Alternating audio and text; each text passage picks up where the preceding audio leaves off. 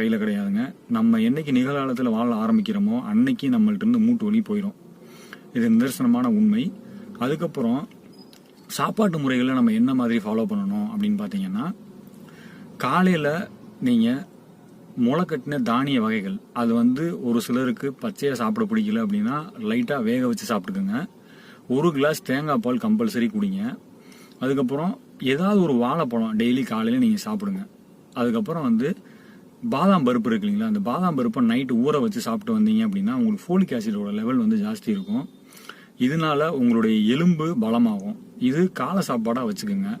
எளிதில் ஜீரணமாகக்கூடிய சாப்பாடு சாப்பிட்டீங்க அப்படின்னா வயிறு சம்மந்தப்பட்ட பிரச்சனை வராது, மூட்டு வலி வரவே வராதுங்க. இதை நீங்கள் மனசில் வச்சுக்கோங்க. அதுக்கப்புறம் நீங்கள் மத்தியானம் சாப்பிட்ற உணவில் எப்பயும் போல் நீங்கள் என்ன சாப்பிட்றீங்களோ அதையும் நீங்கள் சாப்பிட்டுக்கலாம். பட் பழங்கள் அதிகமாக நீங்கள் எடுத்துக்கணும். என்ன மாதிரி பழங்கள் எடுக்கணும் அப்படின்னா,